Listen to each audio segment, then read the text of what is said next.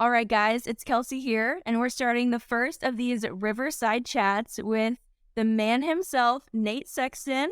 Everybody, welcome, Nate. How are you doing? Oh, I'm great. I'm glad to be paving a new road here on our new feature. Yeah, we are super excited to chat with you today. We're going to kick things off with something super fun, and we're going to do our bio blast. So, no pressure, but you've got 30 seconds to tell us 5 facts about you that people might not already know. Okay, well, some of these people are going to know, but I was born in Corvallis, Oregon in the year 1985, so I'm getting up there. Currently, I live in Salem, Oregon with my wife, Bree, my daughter, Coraline, my dog, Joby, and our newest addition, our gecko named Sunny. I started disc golfing with my family in 2000 when a course got put in my hometown, and I won the Junior World Championship in 2003 in London, Ontario. My dad and I flew out there with our camping gear, set up our tent near the park, at a campground, and that was kind of a moment that sort of made me think, oh, maybe I could start taking this pretty seriously. I guess I won, so that's pretty cool, and that was kind of the beginning of that for me. And as far as a non-disc golf thing, I like playing board games with friends when I can, and a couple of the guys on tour, Big Jerm and others, also do so. When we're out on the road, the one we play the most lately is called Wingspan. Amazing. I actually have Wingspan right next to me. My husband and I, big board gamers. I have board game things all over my wall. All right, Nate, I'm going to be honest with you. I don't have a Firebird in my bag right now. So persuade me why someone who's a beginner would benefit from having one. What makes it so awesome? Firebirds, obviously, they were designed years ago, around 2015, with input from me. So not only do they glow, they have cool artwork, they have that little bit of flexibility without having too high of a dome. They're just kind of in the middle. So for me, and for every player, I think, they're going to be an overstable disc. Obviously, a disc you're going to use when you really need to trust the fade either way, forehand or backhand, whatever you're throwing. I think every person can use that trusty disc, and as you beat it in, you kind of really learn to trust it, and it's going to straighten out a little bit. But I think there's going to be opportunity for every level of player to have a disc that they just know is going to hook around the corner, fly flat for a second, and then go the direction you meant for it to go, despite wind, despite water, despite nerves, whatever. You can trust the Firebird.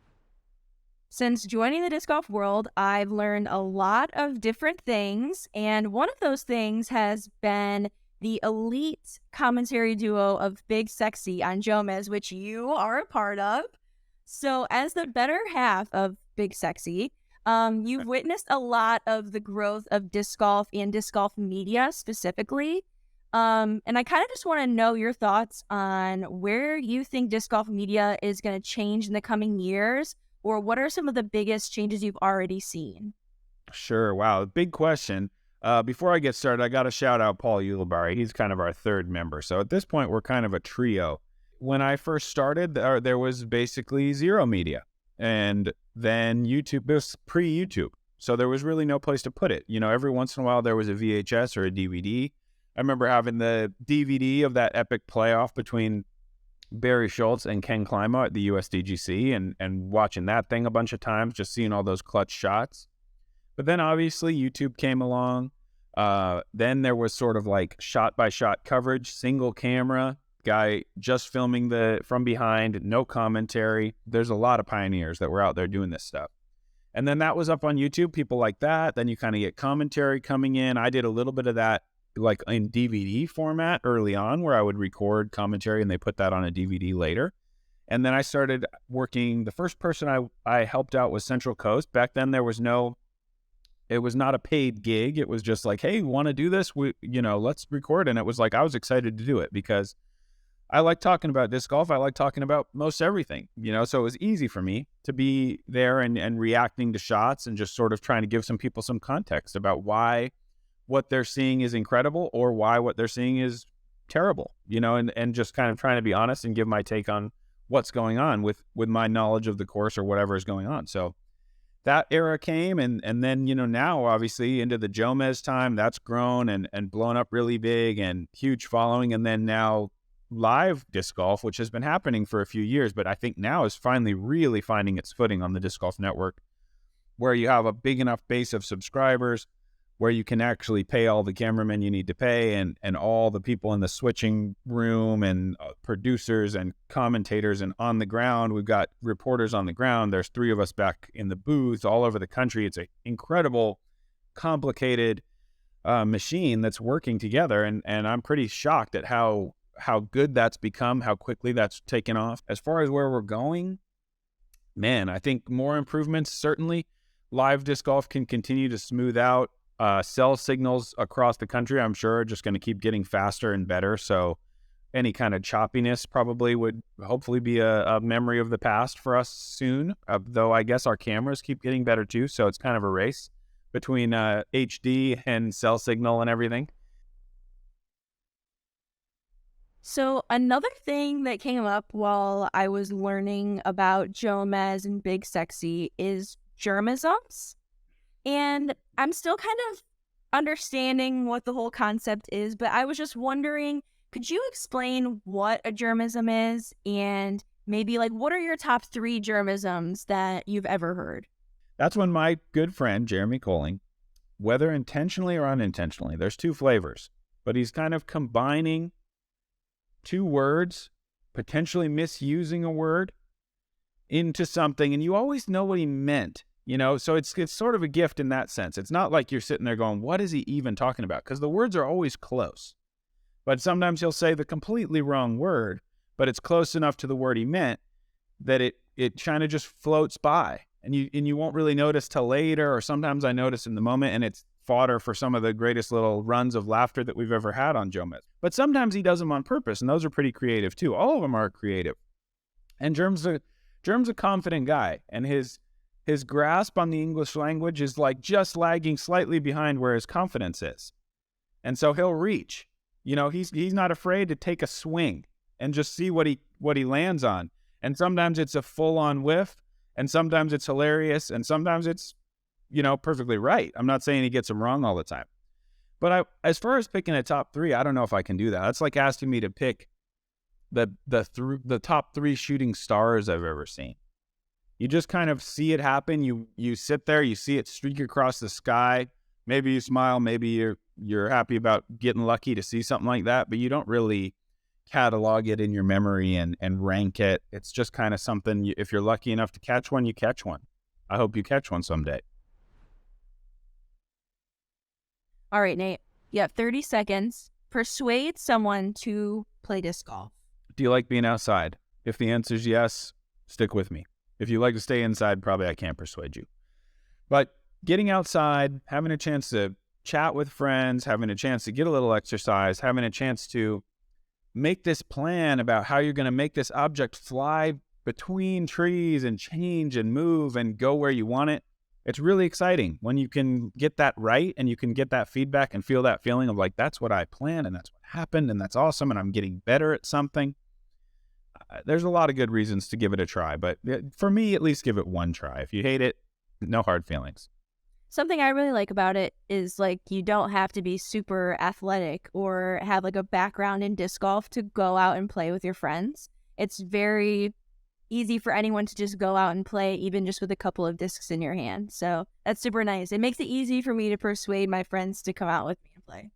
Yeah, and you can improve really fast, you know, as opposed to some other sports, I think. You can really start to see some progress and gains and impress yourself pretty quickly. Pretty awesome. I know that you're one of the team captains of Team Innova. That's kind of cool. And you've been with the team for like 17 years, which is a pretty long time. Congratulations on that, by the way. What made you first choose Team Innova, and what do you think the team means to the disc golf community? And more importantly, what does the team mean to you? Oh, man, what made me choose Team Innova? I mean, I was a West Coast kid, obviously. Ken Climo existed. Dave Feldberg existed. Avery Jenkins existed. Barry Schultz existed. So all these guys that I was looking up to were Innova throwers. and I was starting to finally get a chance to kind of meet some of these guys as a young kid that I had looked up to, that I'd seen play, on videos and stuff. And Innova was already the majority of my bag anyway. It was the gold standard. It was the biggest company in disc golf. It had the best players in disc golf.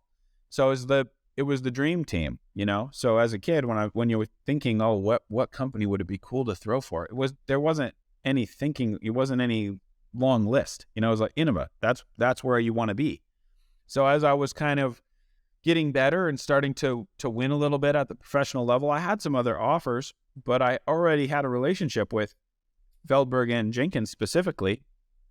And so they were assuring me that if I, reached that 1,000 rating milestone, that I could get on, they would make sure I got on the team. And I can remember when that happened, my rating jumped like 20 points. And I remember calling them like immediately, like, as it's probably pretty annoying to them, and go, did you guys see?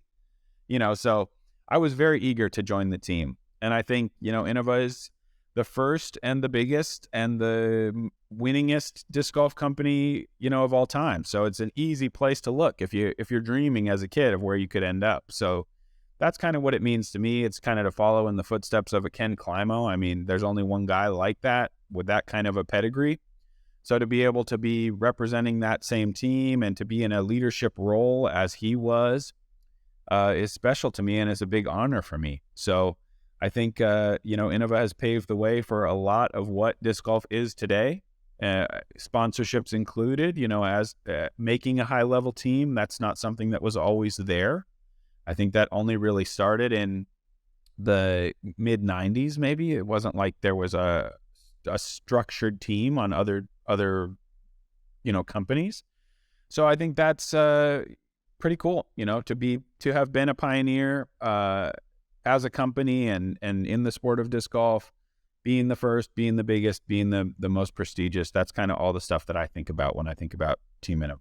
It is the 40th anniversary of Innova this year, and it's also the 25th anniversary of Team Innova this year. So it's kind of a big year for Innova as a whole, and it's super cool to still see Innova paving the way in the disc golf community, and like you said, being the first and the biggest and the best. 40 years is a long time. Our sport is young, but it's not as young as it used to be. It's kind of cool to think that we're getting our foothold and our course numbers are growing every day. We're getting more and more courses, and it's hopefully, I kind of yearn for that day when people don't think of disc golf as a new sport, just a sport.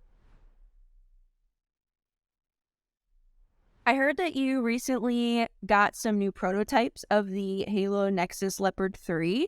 I was kind of curious, how do you evaluate new discs when you get sent them, comparing them to old discs or different discs that you have?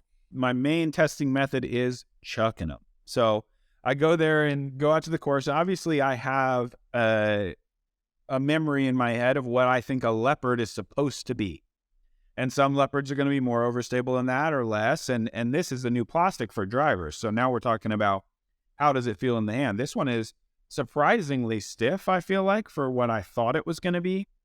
And also surprisingly durable, because that was one of my first questions. Like, okay, so Nexus with a driver wing, how's that going to react when I hit a tree? So I was like throwing this thing on too hard for the tunnels I was trying to go down, planning on hitting some trees and trying to see how it reacted to that. I would say it's a little bit more overstable than I thought it would be, but still a Leopard. I mean, it will still flip under power.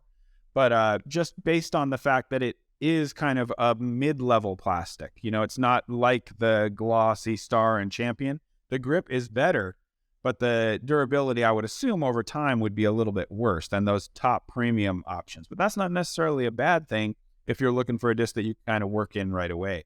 So I would say, obviously, the Halo is sweet. It's cool looking. But the grip is nice. It's pretty stiff.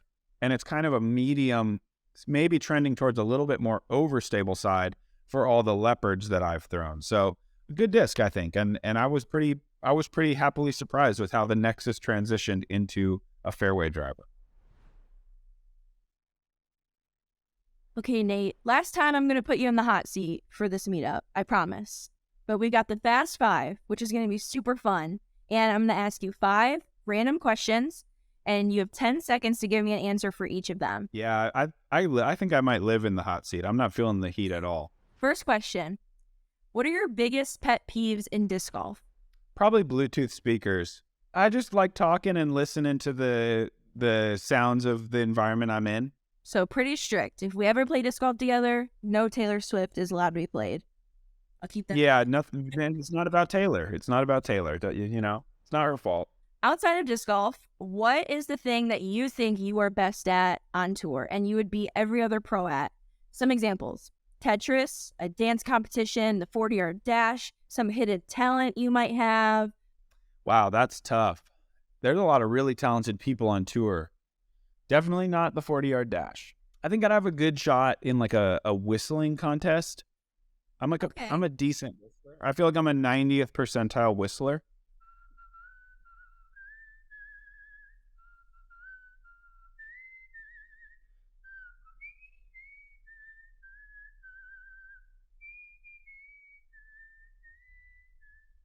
Ran out of breath. What is something you hate that everyone else loves?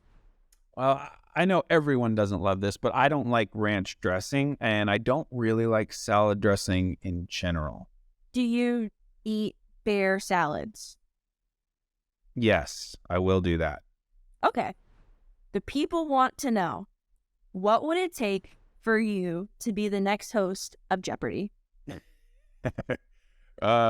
Man, I would have to get some kind of crazy thing where I back my way into some Hollywood movie and become an actual celebrity first, I think, and then maybe they would think about taking me for Jeopardy. But I think we're a long way from there. I'll tell you that. I think disc golfing's not going to get it done. I got to be about 1/millionth in line to be the host of Jeopardy, and I think that's pretty high, honestly. I think 1/millionth is pretty good because keep in mind there's 330 million in the U.S., so I'm putting myself 1/millionth. That's not any kind of diss to me. That's pretty high up there. Non-competitively, what is your favorite course that you've ever played on?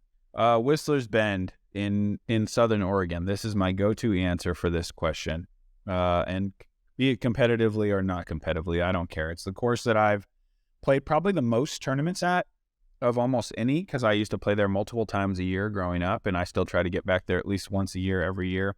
There's a doubles tournament that my brother and I believe are the 8-time champions of.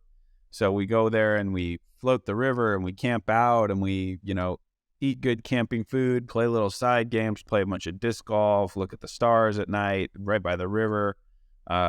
It's awesome. 27 holes, big hills. And, I'm not even saying that it's the greatest disc golf you'll ever play, though it's good, like in terms of like a course design perspective. But as far as the whole package, if I only had one more day to play disc golf, that's where I'm going. Thanks, Nate, for meeting with me today. It was super fun learning more about you and your thoughts on disc golf, and specifically more about Jerm-isms and what they are. But yeah, thanks for meeting with me again.